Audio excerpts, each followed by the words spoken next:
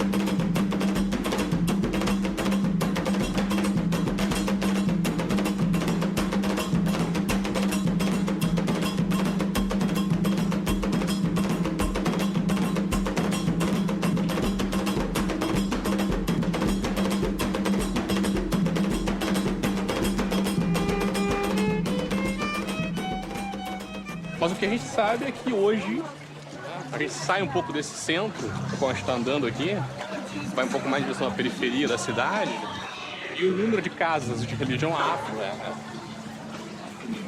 vasto, né? Quer dizer, são muitas casas e casas que têm estilos rituais, por um lado muito parecidos e por outro lado muito diferentes. A gente encontra, claro, a mistura, daí as semelhanças, digamos assim, que a gente intui quando vai numa casa, né? Observa quando vai numa casa de religião. E junto com as misturas também as separações, né? Porque justamente porque não dá para misturar tudo, né? As pessoas têm que usar, digamos assim, parâmetros que a própria religião fornece para criar suas separações, né?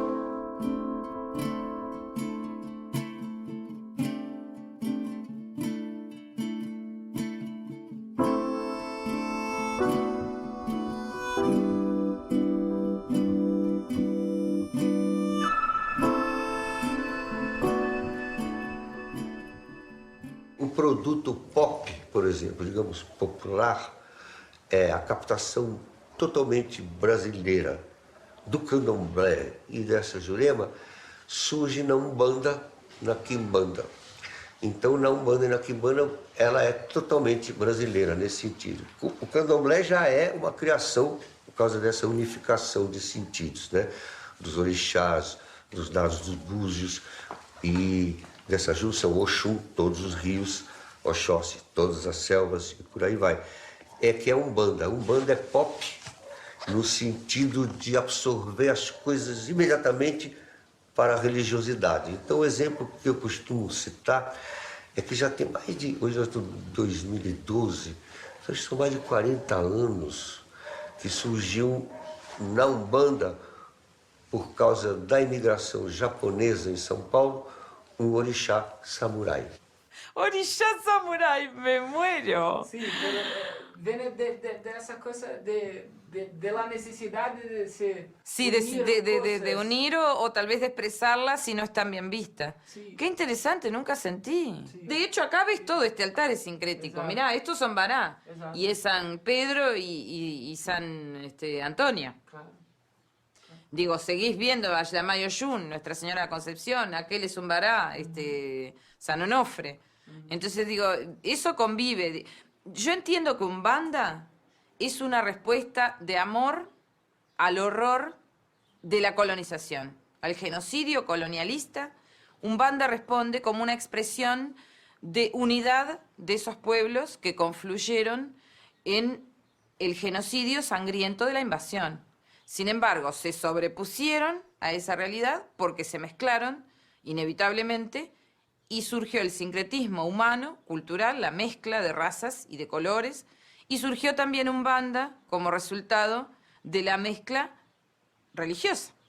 Entonces digo, se puede perfectamente entender cualquiera de las expresiones espirituales de esas culturas a través de la veneración a Umbanda. Es una religión sumamente democrática, Umbanda. Por eso para nosotros es maravillosa, porque tiene un contenido humano muy particular. Andei, por andar andei, nas ondas de Dona Janaína. Andei, por andar andei, e todo caminho deu no mar. A onda do mar leva, a onda do mar traz. Quem vem pra beira da praia, meu bem, não volta nunca mais. Pode-se dizer que a diferença do batuque para a Umbanda seria como comparar água e vinho. Seria uma diferença total. Total. Até porque a Umbanda é uma religião, pode-se dizer, brasileira. Batuque, cabinda, é uma religião afro. Veio da Afro. Então daí já vem uma diferença muito grande. Na Umbanda, o médium incorpora a entidade, incorpora o caboclo. Não é verdade? Na cabinda, o orixá toma a pessoa. Costuma-se dizer, a pessoa se ocupa como orixá, que passa a vida inteira sem saber que isso aconteceu ou que isso acontece, que um orixá utiliza sua matéria. É um segredo fechado a 7 chaves para eliminarmos a vaidade do babalorixá.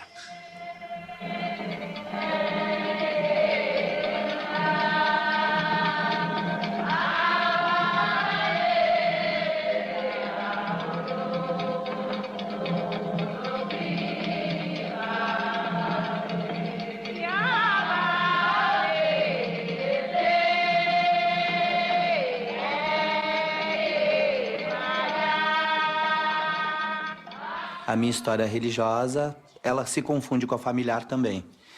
A minha bisavó, ela era filha de escravizados. Foram escravizados que foram levados para a cidade de Itaqui, para trabalhar nas charqueadas, né? Mas é difícil saber se esses que nessa época, nesse tempo, cultuavam, se eles estavam mantendo de onde eles vieram, porque houve uma fusão, houve um amalgamento, né? Que se reorganizaram aqui, se uniram para poder resistir. E lá ela tinha as práticas. Nós fomos colocar nesse lugar de religião, mas o que veio de lá foi uma tradição, uma visão de mundo, de matriz africana, que inserida no mundo ocidental acaba sendo tido como religião. Eu acho que para a gente entender o processo das tradições de matriz africana, tem que se remeter à história mesmo, tem que ir para a origem para compreender a questão da própria utilização dos animais nos rituais, que isso não eram nos rituais, era o dia a dia, né? Tudo que se comia, tudo que se fazia era sacralizado, né? Então é tudo linguagem atrás de linguagem atrás de linguagem.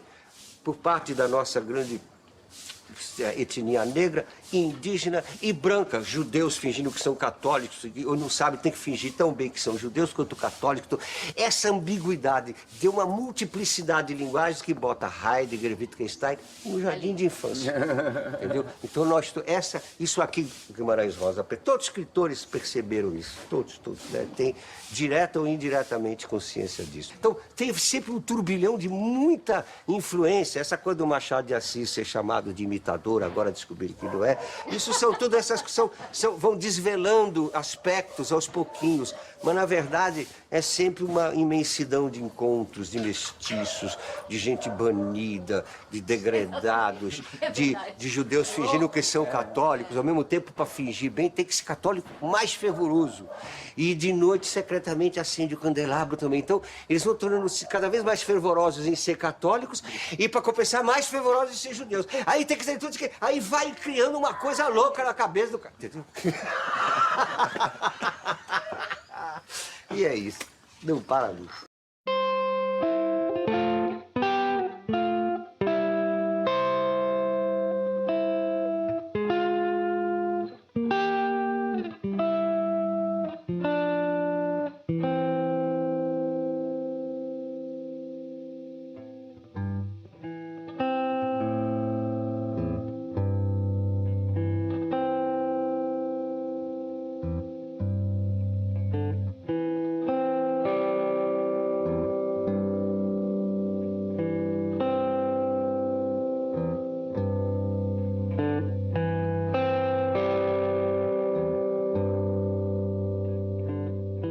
Unidas as várias tribos, os vários se vêm, eles têm que unificar. O candomblé lá é sempre regional e geográfico. Então, aquele lugar é o rio de Oxum, é só aquele lá.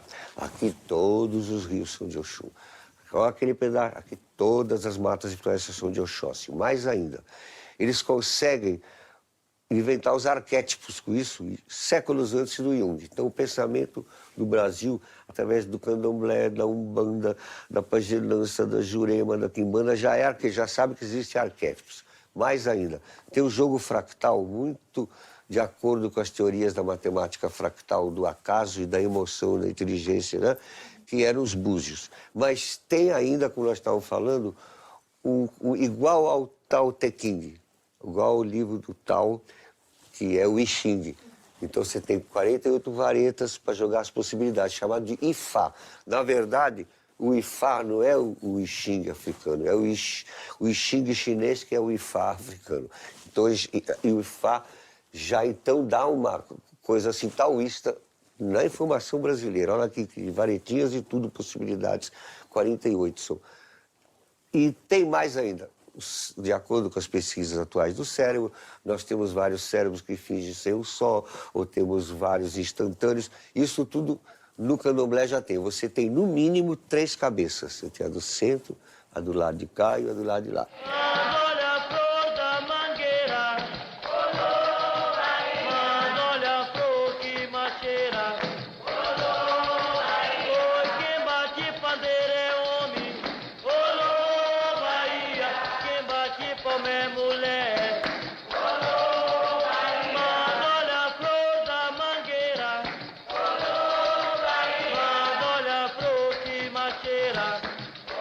Raio, uma pedra, uma árvore, e tudo isso, todas essas coisas contêm deuses, digamos assim, né? E só que o que acontece é que essa, digamos assim, a Umbanda, ela só tornou mais, assim, na minha opinião, né? Ela tornou mais oficial, digamos assim, mais público, mais, né, célebre, um processo que, na verdade, é um processo que já estava presente, inclusive na África, que é esse processo de sincretismo, vamos chamar assim, de conexão e combinação de coisas heterogêneas, que a gente vai ver na África, já estava presente, quer dizer, ou seja, os povos africanos, por exemplo, né, sempre trocaram seus deuses, né, quer dizer, um dava um deus de um tipo para um, que dava um deus de outro tipo para outro, né. Há casos também, a gente sabe disso, né? A etnografia africana mostra, assim, de casos através de guerras, né? Processos de pilhagem envolvem deuses, quer dizer, os deuses eram pilhados, né? Eram, né, capturados. Então essas passagens, né, de espíritos e deuses de um lado para o outro é um troço que eu diria que é milenar, digamos assim, né? Iemanjá Urô, o que é, Yeró, Aganju Exulá, o que é, Yeró, Oia Willi, Iemanjá Urô, o que é, Yeró, Aganju Exulá, o que é, yero, olha o ele. Bará, Pai Ogum, Mãe Iansã, Pai Xangô, Odeiotim, que são os orixás responsáveis por a fartura, os caçadores, tá? Obá, Ossanha, Chapanã, Xangô e Beije, Oxum, Emanjá, Oxalá e Oxalá de Urumilaia, que é o dono do Ifá. Ou seja, qualquer consulta, qualquer jogo de búzios que fizermos, Oxalá de Urumilaia sempre responderá junto, confirmando a devida pergunta e nos dando veracidade na consulta. Quando a gente pergunta o que é que os orixás vêm fazer no mundo, as pessoas dizem que vêm brincar. Então, o ato mais essencial e mais importante da religião é esse brinquedo. Ora, brinquedo da ideia de criação, de liberdade, não é? Você não pode inaugurar nada, começar nada de realmente novo e profundo, sem um salto para a liberdade, não é? Sem soltar a imaginação. Isso me lembra Maltner também. As religiões são filosofias, as religiões são campos de conhecimento, as religiões foram campos de vivências humanas, profundas, dramáticas. As religiões são história. História, exatamente. Com música e poesia, Tudo, né? tudo. O tempo todo. Religião não é isso, não é um lenitivo superficial que se oferece às pessoas para elas anestesiarem seus corações. Não, religião não é anestesia, não, ao contrário. Religião é fogo. Si no aprendemos a convivir desde lo que somos, respetándonos, queriéndonos, entendiendo que la diversidad cultural también trae diversidad religiosa. Y disfrutando de eso, no padeciéndolo, si logramos ese equilibrio, creo que es un gran paso para la supervivencia humana, porque de hecho, para que haya espacio para todos, tiene que estar planteado así. Si no, si unos quieren predominar sobre los otros, ya hay algo que va a traer problemas. Así que bienvenido el orixá samurái. Que me digan cómo se venera y vemos si le ponemos unas flores o alguna comida. Que le guste, sí, que le guste. Eles inventaram modalidades de festejo a que todo mundo acabou aderindo. Os portugueses, os amos, etc., entraram na onda porque não tinham nada melhor. Não tinha nada melhor que uma roda de samba, não é? Eles, então, inventaram ritos processionais novos, não é? E as irmandades negras acabaram atraindo os brancos, a aliança dos brancos, por causa disso, dessa inventividade, esse poder criativo, essa força lúdica, não é? Que é uma coisa que os nossos antepassados africanos, tanto os Zambundo, o povo do Congo, quanto aquele pessoal da faixa oeste da África, do centro da África, todos tinham esse cabedal muito rico e trouxeram para cá. E mantiveram essa criatividade, não é? Mantiveram essa criatividade. Isso é extremamente atrativo. Não é? Por isso nós herdamos desse povo o sentido da festa. Sem festa, o mundo perece, ele se torna imundo.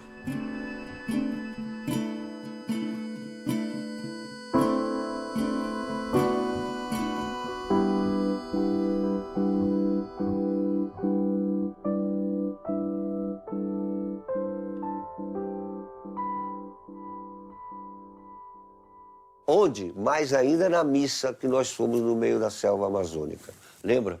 Era o seguinte, era um lugar pequenininho no Igarapó, uma comunidade que tinha aquela antena lá parabólica, então eles sabiam de tudo. Então primeiro eles eram da Umbanda, faziam o ritual. Depois eles passavam a uma religião absorvida do que seria religião indígena. Era uma pagenança tipo Jurema. Mas tinha uma terceira personalidade, que era uma missa no meio da selva, atonal, tipo como se fosse banda de pífanos, em que eles cantavam num latim reinventado com palavras indígenas absorvidas. É a ladainha. Então você vê 3 religiões ali que você tem. Ali você tem uma... E na outra cidade ao lado tem a ladainha, mas ela já é diferente. Ela já inclui outro. Isso é o tempo todo em todos os rituais que você tem no Brasil. Sincretismos no Brasil sempre houve. A primeira vinda da Inquisição ao Brasil foi em 1591, 93, para perseguir uma chamada santidade, que era o quê? Os portugueses fizeram lá um sincretismo com as religiões indígenas e que já criaram uma coisa que era uma mistura. Tinha caboclo, tinha isso, tinha aquilo, enfim, porque o mundo para os tupis... Todos os seres vivos e os animais têm alma, né? Então, o bicho já foi gente, vice-versa. Você conversa e troca, e existem espíritos. Quer dizer, é uma vida anímica muito rica, né? É tão rica que todas as religiões acabam dando um jeito de se adaptar. Então, agora tem evangélico que dá passe, dá tudo. Vai, mistura como o resto. As religiões se misturam como o resto. Quer dizer, por quê? Porque aí também, de novo, a base espiritual tupi é rica o suficiente para permitir que toda essa mistura aconteça sem grandes problemas, né? Então, a segunda coisa que a religião tupi é muito interessante é que ela é democrática. Não existe o sacerdote. Todo mundo recebe direto Deus, qualquer um fala, não tem muito intérprete. E isto é uma característica que demorou a ser percebida, mas aqui no Brasil ainda tem muito. Tem muito nego que ainda fala livremente com a lei sem intermediários.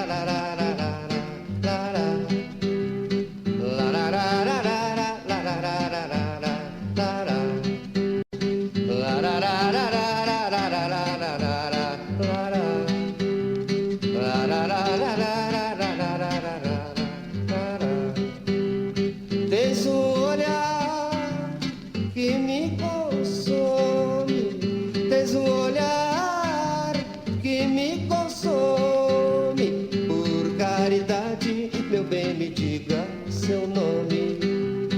Por caridade, meu bem, me diga seu nome. E em perguntar, penso que não faço mal. E em perguntar